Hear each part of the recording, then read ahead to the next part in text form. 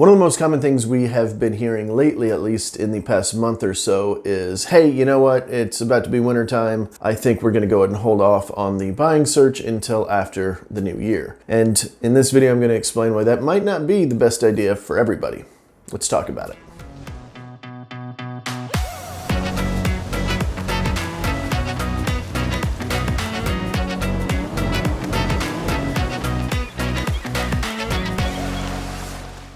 What is going on? This is Andrew with the Emerald Group right here in sunny Florida, and today we're going to be talking about several different reasons why buying during the end of fall and the start of winter might actually be better for you than waiting. So real quick before we jump into the content, we are realtors first, so if you are thinking about moving to the area anywhere from Pensacola to Panama City and everything in between, that's exactly what we service. We've definitely got your back. And if you are curious, we've got all of my information is on the screen. Go ahead and give me a call, text, or an email. Seriously, you can text me. It's not that big of a deal.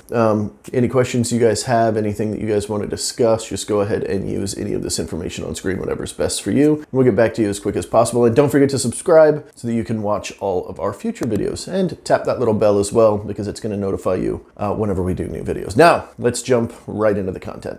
So it's very common during this time of the year for people to start thinking, you know what, I'm not really feeling buying right now. You know, I want to get through the holidays, I want to get through everything, and then start my search in the following year. And this has been ever since I've been a realtor for the past 7-8 years. It's like this every time of the year. Now, there are pros and cons to both. I'm not going to go into pros and cons and all that stuff. I'm just going to kind of label out some things that you might want to be thinking about in case you are in the market. It might actually be better for you to purchase now than it is to wait. So first and foremost, let's look at kind of an overview of what happens, right? So whenever the market starts slowing down for the winter, what that really means is a lot of home sellers are taking their homes off the market. In fact, on average, you can see anywhere from a 17 to about a 20% drop in the amount of inventory that is that's on the market. And you know, we're actually pretty blessed in this area. I think we're a little bit less than that because we don't have the harsh winters that a lot of other areas across the country do. You know, if you live somewhere up north where you're actually having a winter, you know, there's snow and there's ice and stuff like that, I can see why that would slow things down quite a bit. We don't really have that issue here. Even at its coldest, we're going to be in the 40s or maybe drop underneath in the 30s once in a while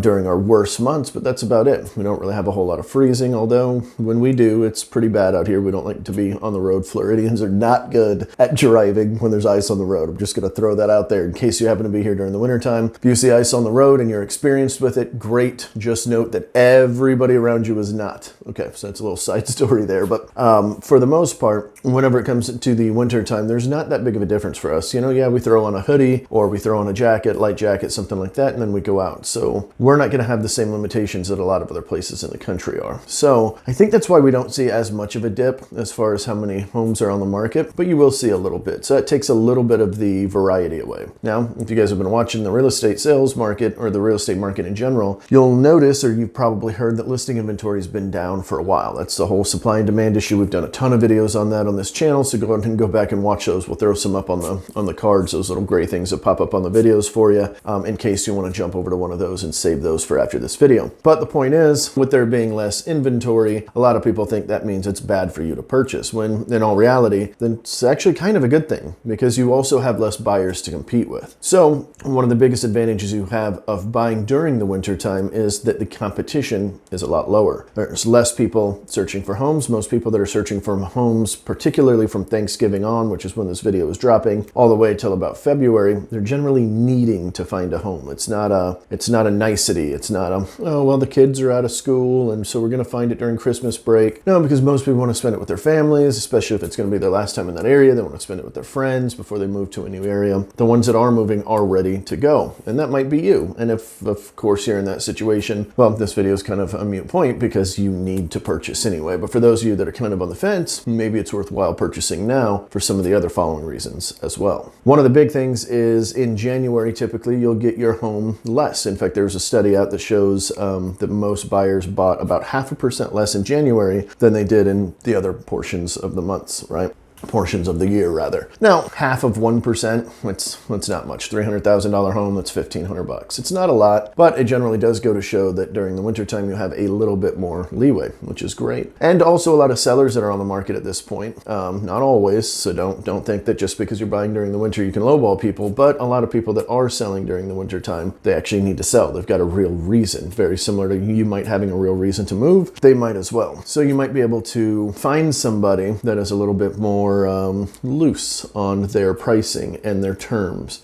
We typically see that starting in around November and going all the way until about February, March. We'll start seeing sellers give a little bit more leeway, which is great, especially in a heavy seller's market that we're in right now, because for the most part, there's something like 50% of homes across the country, maybe 25, I can't remember, don't quote me on this, but I just saw a number on it. Somewhere between 25 and 50% of the homes in the entire country are selling for above asking price right now. Now, that should be slowing down as the huge surge sort of slowed down a little bit. We're not seeing that crazy seller's market that we were for about 10 months of this year. So that's slowed down significantly, but it's still a very heavy seller's market. It is in their favor because there is less inventory than there are borrowers or buyers. So that being said, finding somebody that's a little bit more desperate that actually needs to sell the property can give you a very good leg up on your negotiations. Now, my personal suggestion is don't go out there insulting everybody trying to find this right person, because it's not a great way to do it. But if it's the difference in paying full list price or getting $20,000 or $30,000 off, or even $100,000 off, depending on the price point that you're at, this could be the difference. It could be the big game changer. It's been sitting on there from Thanksgiving to Christmas. People,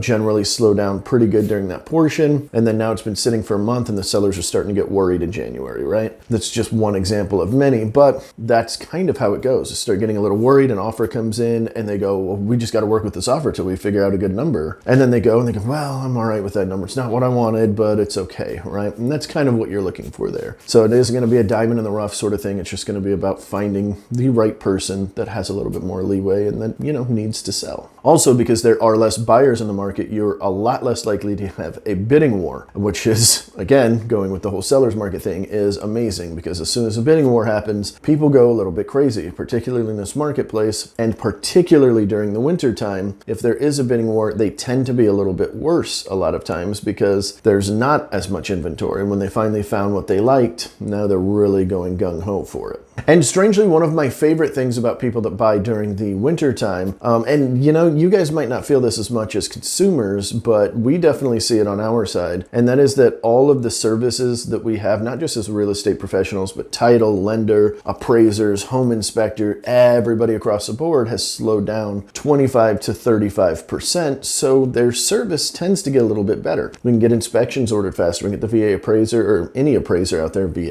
any appraiser out there early. We can get the surveyors out there a little bit quicker. So it speeds up the process, and you might even be able to close a little bit quicker. Of course, that all depends on the type of loan, and there's a bunch of other stuff that goes into that. But at the end of the day, everybody's got a little bit more time. Now, the downfall of that is, depending on when you're purchasing, sometimes people have too much downtime. They're out for a week for Christmas, and that can really delay things and cause little hiccups here and there. But for the most part, service actually goes through the roof, because somebody that's used to doing, let's say, 10 deals for a loan officer, let's say they're used to doing 10 deals a month and now they're down to 3. Well, now they can offer 3 times the amount of attention to each of their people. Now, 90% of the time they're offering great service anyway, but this just adds that extra little level. So if that's important to you, then buying during the wintertime is definitely not the worst time to purchase. And on that subject as well, home movers generally tend to be a little bit easier to schedule, and then not only easier to schedule, but also a little bit cheaper. So that actually really helps the budget as well, because, well, moving can be expensive. And completely off subject from that, most people watching this will be buyers, but depending on what part of the country you are in, we might have an affiliate partner in your area where we are actually paying for the move for people all across the country, whether it's down the road, if they're buying from Fort Walton Beach and moving up to Crestview, or if they're going from Crestview all the way to Cincinnati, Ohio.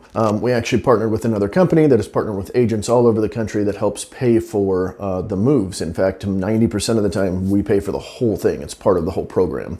So anyway, if you're in that little area and you do want to know about that program, just give us a call. We'll check with the guys to see if we have an affiliate in your area, and then they can take care of you and get you moved down here on their dime. So that's definitely a little bit better. Our sellers right now that we're using this program on love it. Anyway, that's not what this video is about, but I did want to throw it out there just in case it helps one of you guys out. If you can get your move paid for, that would be great. Anyway, let's get back to it. Another thing that we see during the winter time, and it's a lot more prevalent then, is more price reductions. So this goes back to kind of what I was saying before. The seller's been sitting on the market. Now 30 days goes by because they're going through Thanksgiving all the way to Christmas, and people don't want to shop during that time unless they absolutely have to. And so now their days on market have gone from 45, or from 15 to 45 days. And now they're starting to freak out. January 1, they're like, let's go. New Year's resolutions are in their mind. There's this whole feeling of change in the air. And they're like, let's go. Let's get rid of this thing. Let's drop it 20 grand. Let's get it sold. So a lot of times that can be in your benefit as well. You might still pay full price for it.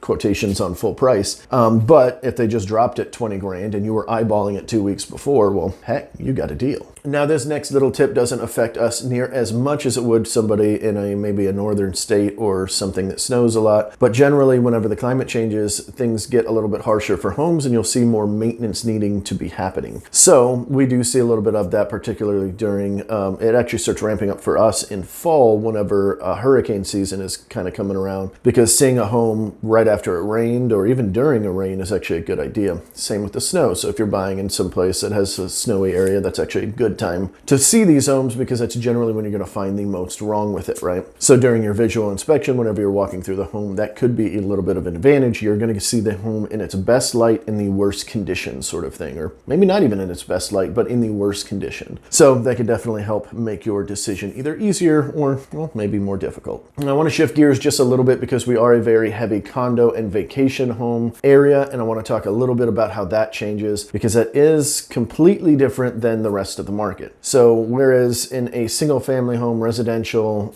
you'll see a 17 to 20% drop in the amount of inventory that comes in, generally with condos and townhomes, you will actually see a small increase. Now, I've not been able to pinpoint the exact number. I have tried to use some of the tools that we have at our disposal, and I don't think I understand the tools enough to fully grasp how to use them properly. I eventually will figure it out and then give you those solid numbers, but just note that listing inventory for condos in particular and vacation homes generally rises a little bit. The reason being is because what's happening is they're making all their money during, the basically March all the way until about October, sometimes creeping all the way into November. At least last year it kind of creeped into that with COVID and everything. But generally around October 15th is when things start slowing down again. Now they've made all their money, or at least the bulk of it. Now things drop dramatically. If they're already living close, or maybe this isn't an investment that they really love as much as others, this would be the time that they're thinking, okay, maybe we need to make a change. Maybe there's tax write-offs they want to take advantage of by selling the property. Maybe they want to 1031 it into something else. But point of it is, they've made the bulk of their money. So if they're going to sell it anytime in the next 6 months, they generally try to do it a little bit earlier in that process. Or if they're not sure, sometimes they'll throw it on the market to just test it and see, hey, if we get a great offer, we'll sell it. If not, we'll keep it for another year. And you actually see a lot of condo owners and vacation homeowners do that quite often, actually.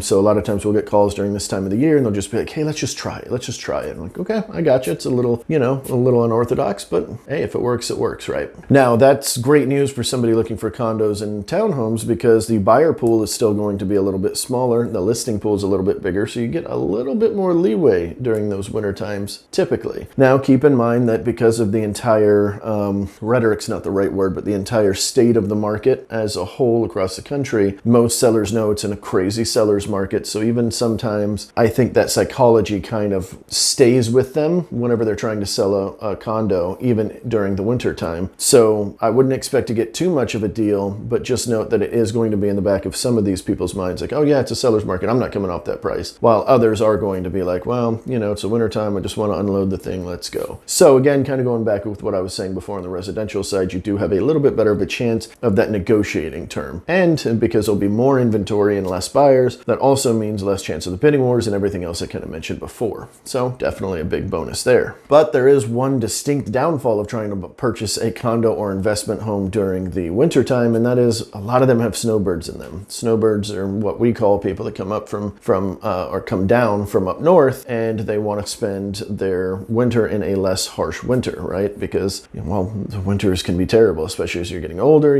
like you want to stay down here where it's warm. I don't blame you. That's why I live here. But when they're in there, a lot of times it's harder for us to go in there to see the property because they don't want to disturb the tenants. The owners of the properties don't generally want to do that. And every once in a while, I can kind of smooze them, convince them, maybe, hey, I'll leave a 6-pack of Miller Lite for you or something, or, whatever you drink if you'll let us kind of in, but that's not always the case. So if you are coming down to shop during that time and we're not able to get you into a whole lot of condos, that's exactly why. We're going to do our best, but we have to work around the tenants. That makes it very difficult for a lot of people, especially when you're flying in from a different city or a different state and you've come all the way in just to see 2 or 3 properties and 2 of them are booked up and you can only see 1 of them. It's irritating. We get it. Like, we're doing everything we can. We're trying to smooth. We're trying to, let the other agent know, like, hey, like, we got to get in here. But at the end of the day, sometimes we just can't. And that's particularly true of condos during the winter time. So what I would say is, if you can stomach purchasing something without actually seeing it, that might be an option. And we've got a video on that if you guys want to check that out. But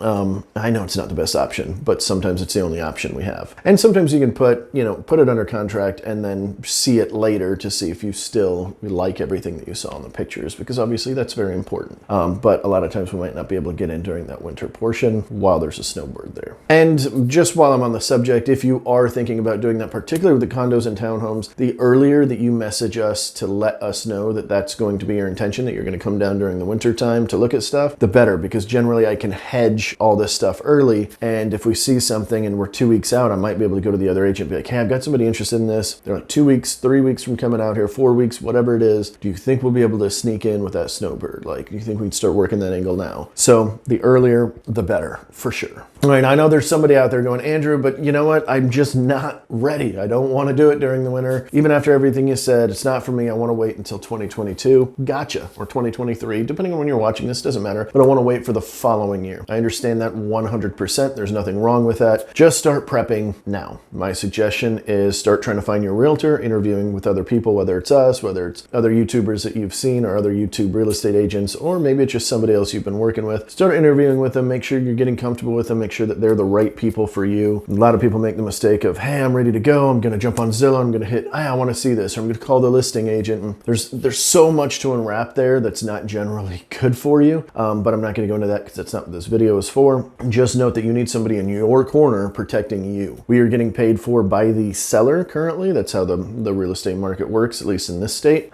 So there's no reason to go anywhere else from somebody that's going to have your corner, right? So find somebody you know, or find somebody that you would like to get to know more, that you can trust. That's the big thing that's going to have your back. This way you're not getting some random agent that's just paying $100 a month to get on Zillow or what have you, because it does happen all the time. I'm just saying. And you want to make sure that somebody knows what they're doing in the space of what you're purchasing, whether it's a single family home or condo, an investment, what have you. You want to make sure that they're skilled there. So do your research, start finding your realtor, start finding your lending team if you don't have one already. If you are coming down here to buy condos, vacation homes, and you're using a lender from Nebraska or wherever city you're from, it's not going to work out well. I promise.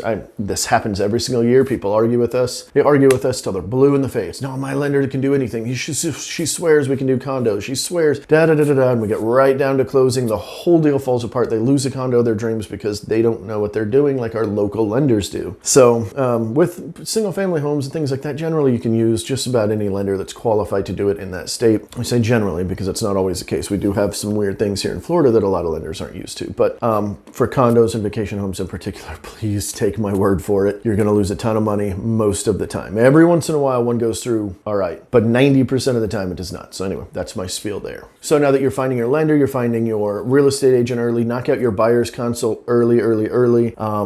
Most real estate agents should be doing this. If you're not getting a good consultation from your realtor, it could possibly cause issues down the road. Not everybody works the same way we do. I understand that. Not everybody needs to. But what we have noticed is that causes a lot of issues down the road. So one of the first things you'll notice when you give us a call, text, or an email, what have you, is we'll try to set up either a Zoom consultation with you or an in-person one if you're coming into town to really narrow down everything and answer all these other questions that might be roaming around in your brain. We're going to say things that are going to stir questions, and then we're just going to go over a whole blanket thing of everything that's going to happen.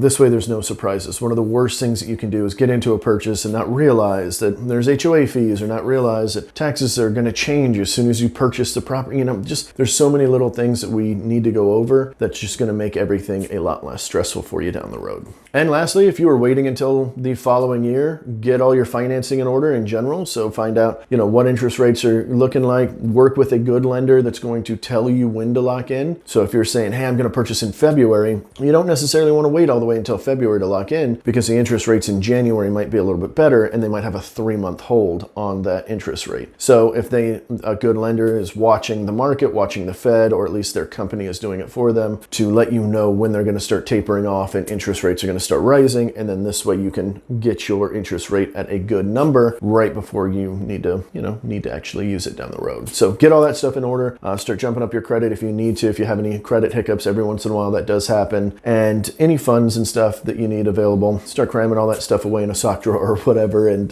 just getting prepped for it. So this way, whenever you're ready to go next year and you're actually ready to hit the ground running, you are hitting the ground running. So those are my tips for buying during the winter time. I know it's kind of a lot of information, but I wanted to make sure we got that out to you. If you guys have any questions at all, again, all my contact information is on the screen. Even if it's just to bounce some questions off of, you can also comment down below any questions or any thoughts, anything like that. We love talking to you guys. If you go back and look at our videos, we comment on just about everything, and we're going to do that until if this channel ever gets big enough that we can't handle it. We love talking to you guys, even when it's negative. You guys have something bad to say, like, there's nothing wrong with that. This area is not for everybody, right? So anyway, comment down below, talk to us, reach out to us, send us carrier pigeon, whatever you want. We'll be around, and well, hopefully we'll talk to you soon. See ya.